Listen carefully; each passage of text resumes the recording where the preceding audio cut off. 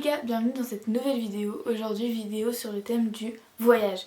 Je sais, avec le Covid, on ne peut plus voyager, c'est bon, les frontières sont fermées, mais justement, je vais essayer de vous faire voyager à travers ma vidéo. J'ai une passion dans la vie, c'est les voyages. Découvrir de nouvelles traditions, découvrir des nouvelles cultures, mais surtout découvrir de nouveaux paysages, parce que c'est juste ouf comme ça peut changer. T'es à un endroit, t'as la mer, tu fais 1 kilomètre, t'as la montagne. Et donc, pour cette vidéo, c'est 10 lieux extraordinaires.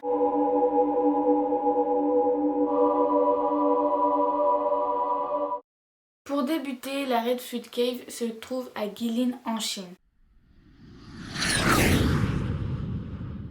La Red Flute Cave se fait également appeler la grotte de la flûte de roseau ou alors palais des arts naturels. Pourquoi cette grotte s'appelle la grotte de la flûte de roseau? Tout simplement par rapport au type de roseau qui pousse dans cette grotte qui peut se transformer en flûte. Cette grotte féerique est vieille de 180 millions d'années mais a été découverte que dans les années 40.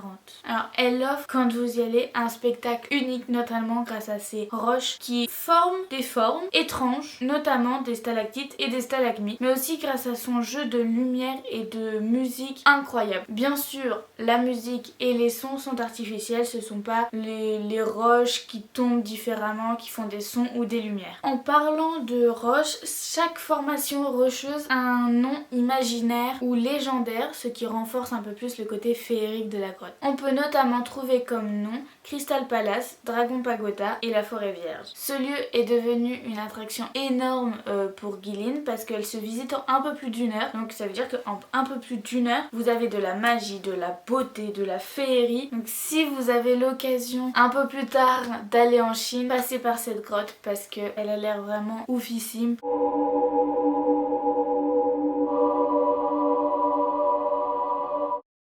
On va rester dans le côté magique avec la grotte de glace de Mandenhall. Je ne sais pas comment ça se prononce, du coup je vais faire au mieux. Mandenhall, Mandenhall, Mandenhall. Je vais faire au mieux. La grotte de glace de Mandenhall se trouve en Alaska. Alors cette grotte elle est juste oufissime parce que c'est une grotte de glace. Mais qui dit grotte de glace dit glacier. Jusque là c'est logique. Donc on va d'abord parler du glacier puis ensuite de la grotte de glace. Alors le glacier de Mandenhall mesure aujourd'hui 1500 mètres de haut et 19 km de long. Il se situe à proximité de Juneau qui est la capitale de l'Alaska. Ce glacier doit son nom au physicien et météorologue Thomas Corwin Mandenhall justement. Il faut savoir qu'il n'est pas seul ce glacier. Avec 37 autres glaciers, il constitue le champ de glace de Juneau. Le Mandenhall se termine par une somptueuse cascade et un lac qui sont malheureusement dus à sa fonte. Le champ de glace de Juneau et du coup le glacier de Mandenhall sont devenus les attractions majeures de Juneau. Mais il n'y a pas que le glacier qui est une attraction majeure. Il y a aussi la grotte de glace. Alors il y a un petit problème parce que si vous voulez visiter la grotte de glace, il faut être très sportif parce qu'il faut d'abord faire l'ascension du mont. La grotte de glace est naturelle, ces tunnels sont creusés par le ruissellement de l'eau. Donc tout est naturel et vous pouvez voir comme sur les photos qu'elle a une couleur bleue toujours naturelle, juste éclatante. Sa couleur est magnifique. Alors sa couleur bleue est due à la glace qu'il y a au-dessus parce que une grotte, il y a un toit. Si vous voulez faire une expérience, vous allez dans la neige qui est un peu molle et en même temps un peu gelé, vous marchez, vous revenez sur vos pas, bon pas sur les mêmes pas mais à côté, et vous regardez vos pas, vos premiers pas, et en fait vous pouvez voir la couleur bleue. Ma maman a fait ça, l'a pris en photo et ça fait vraiment une belle couleur bleue. Si vous voulez la visiter et que vous êtes sportif, vous pouvez. Par contre il est conseillé de la visiter par temps couvert voire pluvieux parce qu'apparemment elle est encore plus belle. Je pense que les nuances de bleu ressortent encore plus. J'ai choisi ce glacier aussi pour faire un petit point climatique puisque depuis les années 60 il a déjà perdu 3 km de long à cause de sa fonte. Donc si vous voulez encore avoir des lieux comme la grotte de glace de Mandenhall, des lieux juste somptueux, faites attention à la planète, respectez la planète. Voilà, parce que le changement climatique il fait beaucoup de dégâts et dans quelques années en fait vous ne pourrez même plus aller voir la grotte de glace de Mandenhall puisqu'elle n'existera plus. C'était le petit point climatique avec Héloïse.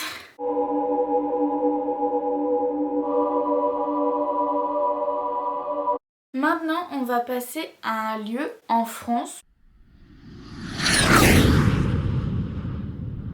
puisque quand même la France regorge de beaux paysages. Bon là ce ne sont pas des beaux paysages, c'est juste quelque chose que je trouvais très intéressant à faire seul, avec ses grands-parents, avec ses cousins cousines, en couple, avec ses enfants. Pour ceux qui n'ont pas le temps de visiter toute la France, vous pouvez aller juste à côté de Paris, à France Miniature. C'est un endroit qui regroupe toute la France. Bien sûr, pas tout, puisque ce serait impossible de faire tout, genre la petite vigne ici et petite montagne là. Ce serait trop compliqué. Vous pouvez passer de la Tour Eiffel à l'Arc de Triomphe en passant par le Fort Boyard en 1 km, vraiment. Je trouve que ça montre la beauté de la France, puisque tout est regroupé en un petit parc et que voilà, vous pouvez faire une petite promenade des familles.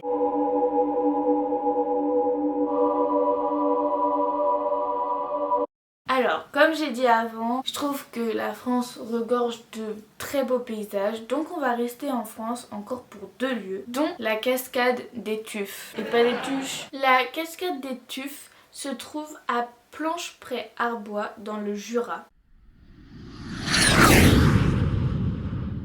Donc dans le coin de la cascade des Tuffes, il y a vraiment d'autres cascades. J'ai pris que cette cascade là parce que je la trouvais belle, mais il y en a vraiment d'autres tout autour, donc vous pouvez vous faire une journée cascade si vous avez envie. Pourquoi j'ai choisi cette cascade? Parce que je trouvais que c'était la plus belle, notamment parce qu'elle tombe en éventail et qu'elle est constituée d'un massif de tuffes de 8 à 10 mètres de hauteur sur une quinzaine de mètres de largeur. Alors le tuffe, qu'est-ce que c'est? C'est une roche sédimentaire calcaire continentale biogénique grossièrement litée, parfois concrétionnée, de couleur blanche lorsqu'elle est pure ou tirant vers le gris, le jaunâtre, le rougeâtre ou le brun selon les impuretés qu'elle renferme. Alors c'est un lieu très photogénique, donc pour ceux qui aiment faire de la photo ou juste qui aiment voir de beaux paysages, vous pouvez y aller, c'est très facile à trouver. Apparemment vous allez à Planche-près-Arbois et la cascade est indiquée. C'est comme quand vous allez à Clermont-Ferrand, le Puy-de-Dôme est indiqué, c'est la même chose.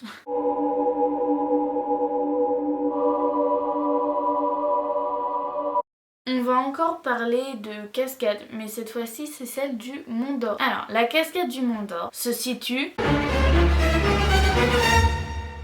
au Mont d'Or. Elle est vraiment plus jolie quand elle est gelée ou quand il y a de la neige autour, mais vous ne pouvez pas y accéder puisque le sentier est ouvert du 20 mai au 30 novembre. Donc c'est à dire que l'hiver vous ne pouvez pas aller la voir. Le site fait ça pour éviter les chutes de neige ou les chutes de pierre parce que la neige est quand même lourde, donc ça peut entraîner des chutes de pierre, donc c'est pour protéger les touristes, les voyageurs ou ceux qui veulent juste aller faire une balade, c'est pour les protéger. Petit point histoire de la cascade, elle prend sa source à 1450 mètres d'altitude, puis elle enjambe une succession de coulées de lave sur une quarantaine d'épaisseur. Je trouvais ça stylé, donc je l'ai dit. Elle est également appelée Grande Cascade puisque c'est l'une des plus grandes cascades d'Auvergne, avec ses chutes d'une trentaine de mètres. C'est quand même pas mal, mais quand on va voir la cascade d'après, on va se dire qu'en fait c'est nul 30 mètres. Mais c'est quand même pas mal.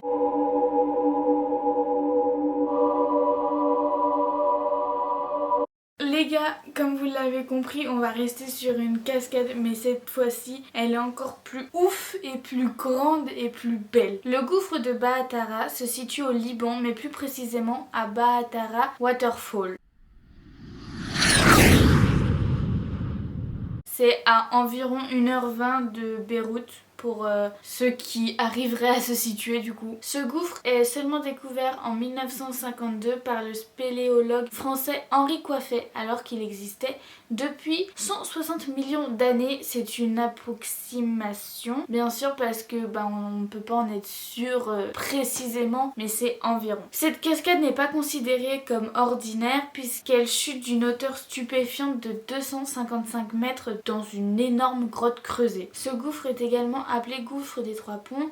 On l'appelle ainsi parce que le gouffre est percé 2 fois, formant naturellement 2 ponts plus celui du dessus. Donc c'est à dire qu'il y a un pont ici, enfin une plateforme on va dire, où vous pouvez marcher. Le départ de la cascade tombe, elle continue de tomber, mais là il y a une autre plateforme où il y a un pont. Elle continue de tomber, il y a une autre plateforme où il y a un pont.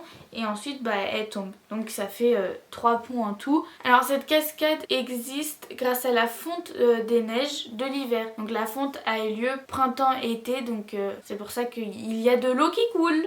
Chose intéressante que je voulais rajouter, une expérience a été faite pour savoir où l'eau de la cascade tombait et l'eau atterrissait à la source de Dallé près d'un village à 6 km au nord-ouest et 860 mètres plus bas. Donc je trouve que c'était intéressant parce qu'elle fait du long chemin. Et pour savoir où elle tombait, ils ont tout simplement coloré l'eau.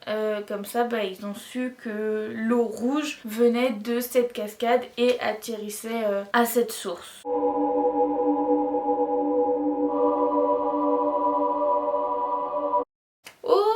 Le prochain lieu, je suis trop contente de le faire car c'est lui qui m'a donné envie de faire cette vidéo. Je l'ai vu sur Insta. Le Caño Cristales, également appelé la rivière aux 5 couleurs, se situe en Colombie, plus précisément dans le parc national naturel de Tinigua. Tinigua, si je le prononce bien.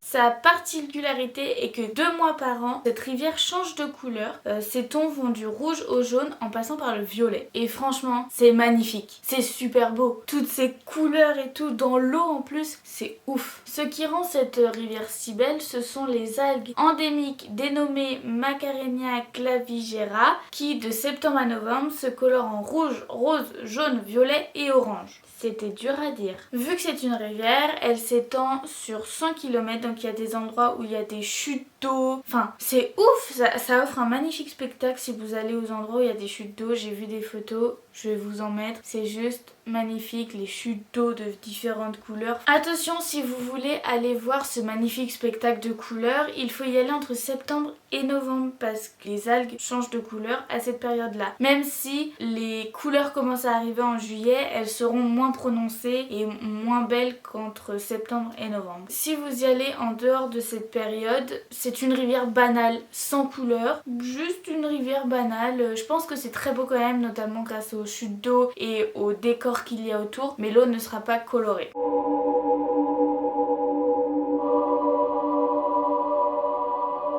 Ok, depuis le début de la vidéo, on est dans le côté féerique, dans le côté belle couleur, dans le côté belle cascade. Et là, on va switcher de l'autre côté avec totalement autre chose, mais qui reste super beau. La porte de l'enfer se trouve à Berwiz, au Turkménistan. La porte de l'enfer est appelée ainsi à cause de son foyer qui brûle en permanence depuis 1971. En permanence non-stop. Donc, pourquoi le feu brûle en permanence depuis plus d'une cinquantaine d'années? C'est que cette année-là, en 1971, des scientifiques soviétiques décidèrent de commencer des opérations de forage pour évaluer la quantité de réserves de gaz. Jusque-là, tout le monde suit. Je suis obligée de lire pour pas dire de bêtises parce que j'ai peur que mes idées se... Ils ont fait une très bonne découverte parce qu'ils ont découvert que ce sol était rempli de gaz. Donc ils sont satisfaits. Donc ils ont commencé le stockage du gaz. Le problème, c'est que le sol se déroba en large cratère en emmenant avec lui l'appareil de forage et le camp. Il n'y a eu aucune victime déclarée. On ne sait pas du coup s'il y en a eu ou pas, mais en tout cas, apparemment, aucune victime déclarée. C'est à cause de cet incident que beaucoup de méthane s'est libéré dans l'air, ce qui fait que ça a mis en danger les habitants des villages voisins, puisque c'est quand même du gaz et que c'est quand même dangereux. Donc les scientifiques ont eu la bonne idée, et c'était vraiment une bonne idée, de brûler ce cratère pour qu'il n'y ait pas de gaz toxique qui se libère, et juste pour éliminer tout le gaz toxique, et comme ça les villages d'à côté seront sauvés. Le deuxième petit problème, c'est que le feu ne s'est jamais arrêté. Les scientifiques pensaient qu'en quelques semaines la totalité du gaz aurait brûlé, il n'y aurait plus de feu dans le cratère. Oui, bien sûr, ça fait 50 ans et ça brûle toujours. Donc c'est ça la particularité de ce site, c'est que ce cratère brûle toujours depuis 50 ans non-stop. Alors pourquoi le feu continue de brûler dans ce cratère? C'est une question un peu plus scientifique, donc vous irez faire vos recherches vous-même parce que côté scientifique, je suis extrêmement nulle, je ne suis pas scientifique, je ne pourrais pas vous dire pourquoi. Bien sûr, on est là pour 10 lieux extraordinaires, donc qui dit lieu extraordinaire dit les visiter. Et donc oui, on peut visiter entre guillemets bien évidemment ce cratère, on peut aller autour, en fait il y a des barrières tout autour de ce cratère et vous pouvez vous mettre contre les barrières, enfin autour des barrières et voir ce cratère. Il y a même des yourtes pour pouvoir passer la nuit à côté du cratère et le voir de nuit, parce que le voir de jour c'est très très beau, mais le voir de nuit c'est encore plus beau. Donc maintenant c'est devenu un lieu touristique, mais si vous avez l'occasion d'y aller, allez-y, ça a l'air fou.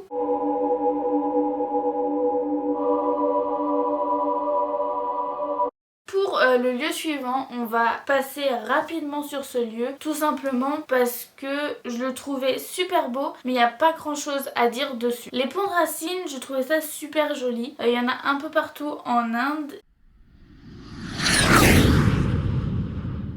C'est super beau puisque ce sont des ponts naturels et nous on voit beaucoup de ponts artificiels et les ponts naturels en racines, je trouve ça beau. Bon, je vais pas vous dire comment c'est fait, tout le monde le sait, c'est les racines des arbres. C'est pour ça qu'on va passer vite fait dessus puisque c'est juste les racines des arbres qui font des ponts.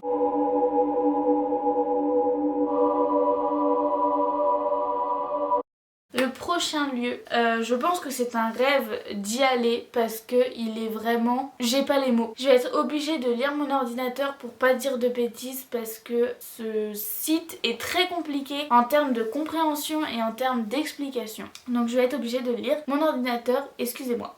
Le Temple Blanc, également appelé Wat Rongkhun, se situe en Thaïlande à 13 km au sud de Chiang Rai.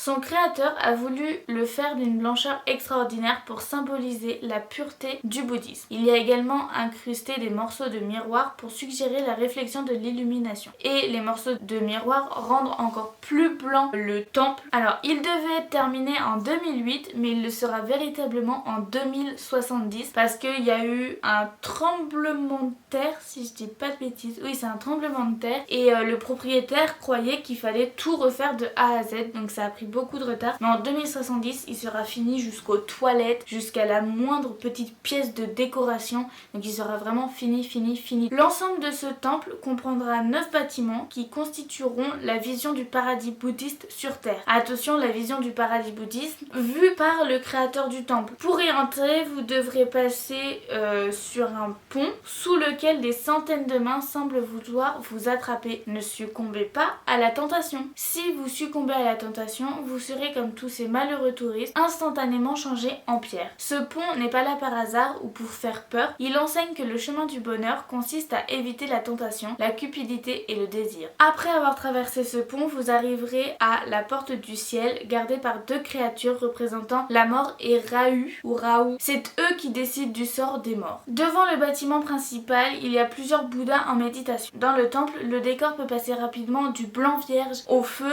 et à l'éblouissement. Il y a des peintures murales représentant les flammes et les visages démoniaques. Et en même temps des peintures murales avec les idoles occidentales comme Terminator, comme Michael Jackson. Donc ça fait vraiment un décalage entre les visages démoniaques, les flammes et en même temps des idoles. Ça fait vraiment un décalage bizarre et on va voir après pourquoi il y a ce décalage. Il y a aussi des images de la guerre nucléaire, des attaques terroristes qui marquent l'impact destructeur que les hommes ont sur la Terre. Mais encore une fois, il y a un contraste avec la présence d'Harry Potter, de Superman ou encore d'Hello Kitty. Juste à côté, où l'artiste et le créateur, vu que c'est la même personne, veut rassembler des choses négatives avec des choses positives. Je trouve ça fou le décalage qu'il peut y avoir entre les œuvres ensemble et en même temps le décalage entre le temple qui représente la pureté, mais avant d'aller au temple, c'est-à-dire la pureté, tu dois passer par un pont où faut pas succomber à la tentation, donc ça fait encore un décalage. Il y a beaucoup de décalage comme ça dans ce temple et je trouve ça juste ouf. La morale de ce décalage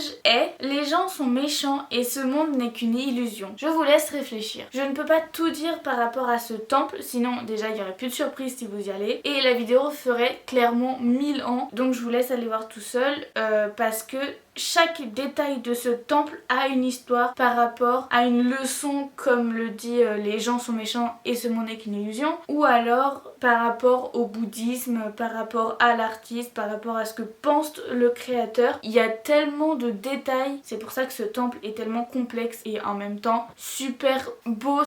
C'est la fin de cette vidéo, j'espère qu'elle vous aura plu et qu'elle vous aura fait voyager et découvrir de nouveaux lieux. Au revoir.